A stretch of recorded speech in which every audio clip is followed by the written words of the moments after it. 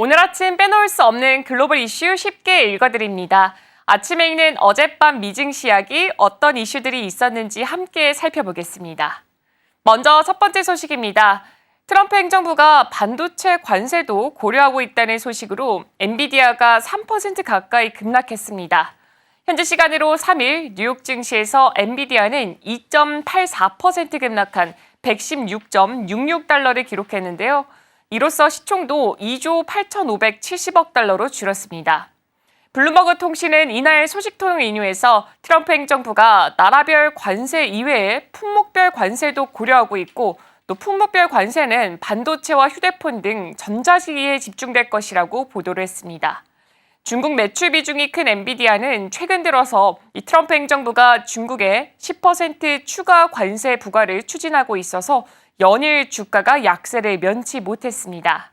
이 같은 상황에서 별도로 반도체에 추가 관세를 부과하면 더 큰 타격이 예상되고 있습니다. 특히 엔비디아는 대만의 TSMC 등을 통해서 반도체 대부분을 위탁 생산하고 있어서 이 반도체에도 관세가 부과되면 이중으로 충격을 받을 전망입니다.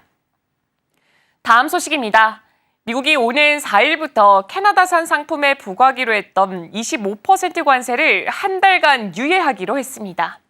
현지 시간으로 3일 저스틴 트루도 캐나다 총리는 소셜미디어 X에 방금 트럼프 대통령과 좋은 통화를 나눴다라면서 제한된 관세는 우리가 협력하는 동안 최소 30일 중단될 것이다라고 적었는데요.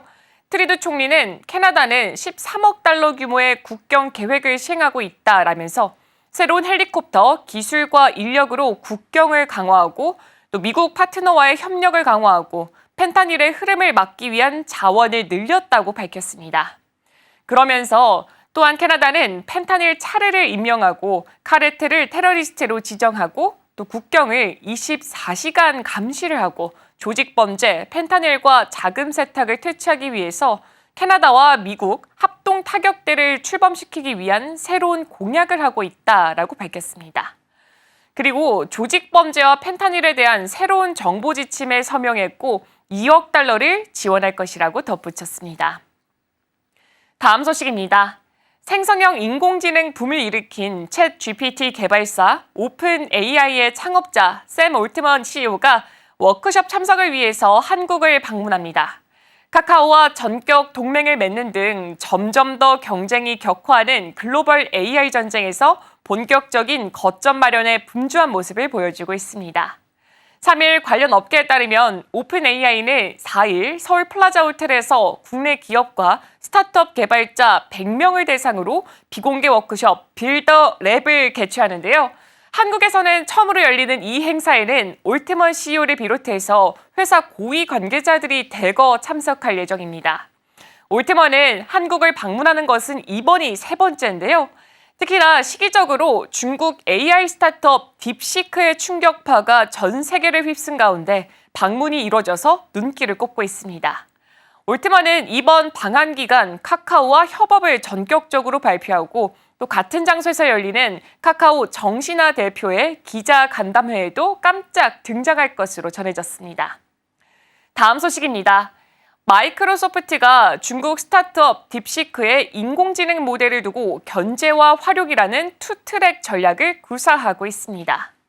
AI 기술 주도권을 유지하기 위해서 외부적으로는 데이터 무단 수집 조사 등으로 딥시크를 견제하면서 다른 한편으론 AI 모델 R1을 자신의 플랫폼에 탑재하며 적극 활용에 나선 것인데요. 4일 IT 업계에 따르면 마이크로소프트와 오픈 AI는 딥시크가 오픈 AI API를 통해서 대량의 데이터를 무단으로 수집했다는 의혹을 조사하고 있습니다. 마이크로소프트 보안팀은 지난해 하반기 딥시크 측으로 추정되는 사람들이 오픈 AI API를 통해서 대규모 데이터를 직류에 활용하기 위해서 추출한 정황을 보였는데요. 이런 보안 우려에도 마이크로소프트, 아마존 웹서비스, 엔비디아 등 빅테크 기업들은 자신의 플랫폼 인프라에 R1 모델을 답다퉈서 탑재하고 있습니다.